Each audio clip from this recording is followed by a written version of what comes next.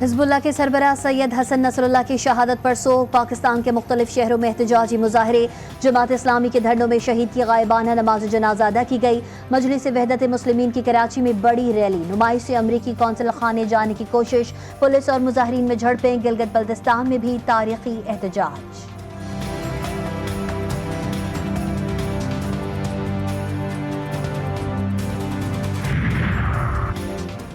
سید حسن Nasrallah کی شہادت افسوسناک، جس طرح اسرائیل نے انسانیت کی توہین کی، ایک بچے نے بھی نہیں کہا کہ ہم ہتھیار ڈال دیں گے۔ ہمارے حکمران امریکہ کی طرف دیکھ رہے ہیں۔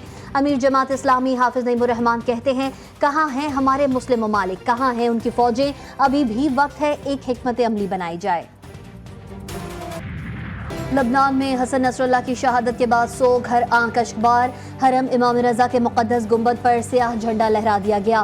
لبنانی مزاحمتی تحریک حزب اللہ کا صہیونی ریاست کے خلاف جنگ جاری رکھنے کا اعلان، مسلم ممالک میں احتجاج، فلسطینی شہری گھروں سے نکل آئے، اسرائیل کے خلاف نعرے بازی، ایران میں 5، لبنان اور عراق میں 3 روزہ سوگ۔ حزب اللہ کے سربراہ حسن نصراللہ کو کیسے شہید کیا گیا، تفصیلات سامنے آنے لگی۔ حملے کے لیے 100 سے زائد اقسام کے بارودی مواد کے استعمال کا انکشاف، خطرناک بارودی مواد کو ہر 2 سیکنڈ بعد ایک ہی نشانے پر گرایا گیا۔ حملے میں سید حسن نصراللہ کی شہادت کو یقینی بنانے کے لیے تمام حکمت عملی ترتیب دی گئی۔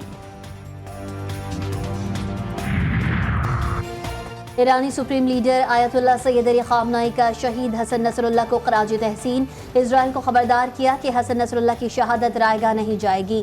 ایرانی صدر مسعود پزشکیان کی عالمی برادری کے کردار پر تنقید، بولے عالمی برادری نہیں بھولے کہ حسن نصراللہ کو شہید کرنے کا حکم اسرائیل کو نیو یارک سے جاری ہوا۔ لبنانی وزیر اعظم نجیب مکاتی کی حسن نصراللہ کی شہادت کی مذمت، لبنانی عوام سے جارحیت کے مقابلے میں متحد رہنے کی اپیل۔ فلسطینی صدر کی لبنان اور حزب اللہ سے تعزیت، ترک صدر نے کہا لبنانی نسل کشی اسرائیلی پالیسی کا نیا ہدف بن گئی ہے۔ حماس کا بھی حسن نصراللہ کی شہادت پر شدید رنج کا اظہار۔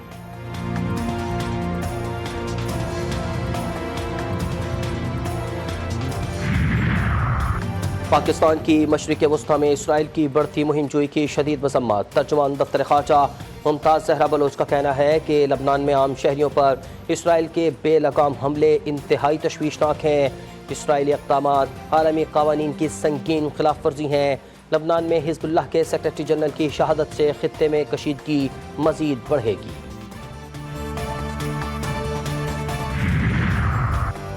حسن نصراللہ کی شہادت پر سیاسی رہنماؤں کا اظہار افسوس، اسرائیلی جارحیت کی مذمت، وزیر اعظم شہباز شریف کہتے ہیں فلسطین کی آزاد ریاست کا فی الفور قیام ضروری ہے۔ JUI کے سربراہ مولانا فضل الرحمان نے کہا کہ حسن نصراللہ کی شہادت اسرائیل کی بزدلانہ دہشت گردی ہے۔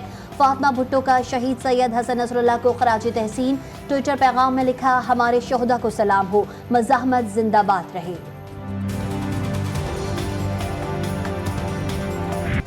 2 عرب آرٹسٹوں کا شہید راہ قدس، شہید مقاومت سید حسن نصراللہ رضوان اللہ سے اظہار عقیدت و محبت، ملعون وقت نتنیاہو سے اظہار نفرت کا ایک منفرد اور خوبصورت انداز اپنا لیا۔ صہیونی فوج کی آج بھی لبنان کی وادی بیکا میں رہائشی علاقوں پر بمباری، 11 لبنانی شہری شہید ہو گئے۔ حملوں کے بعد ملبے سے 6 لاشیں ملی، 5 زخمیوں کو اسپتال منتقل کر دیا گیا۔ لبنان میں کل سے جاری حملوں میں شہداء کی تعداد 44 ہو گئی۔ حزب اللہ کے سربراہ شہید سید حسن نصراللہ کی نماز جنازہ اور تدفین کی جگہ اور وقت کا تعین فی الحال نہ ہو سکا۔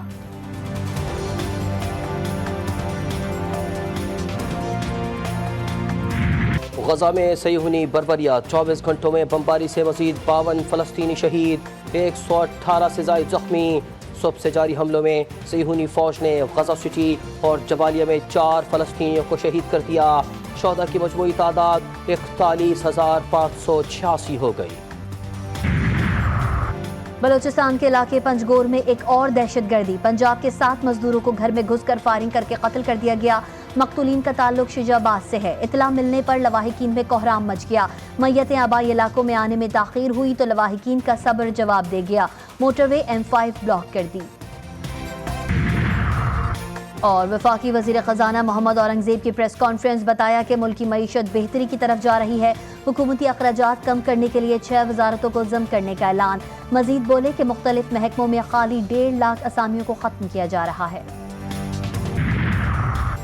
ملکی معیشت بہتری کی جانب گامزن، توانائی کے شعبے کی ترقی کے لیے کام کر رہے ہیں۔ वफाकी वज़ीर एहसन इकबाल का लाहौर में तकरीब से खिताब, मौसमियाती तब्दीली को बड़ा मसला करार दे दिया। कहा 2022 में सैलाब से पाकिस्तान को अरबों रुपए का नुकसान हुआ। माहौलियाती मसाइल से निपटने के लिए ग्रीन एनर्जी को फ़रोग़ देना होगा। हम चाहते हैं कि सबको सस्ती और माहौल दोस्त तवानाई हासिल हो।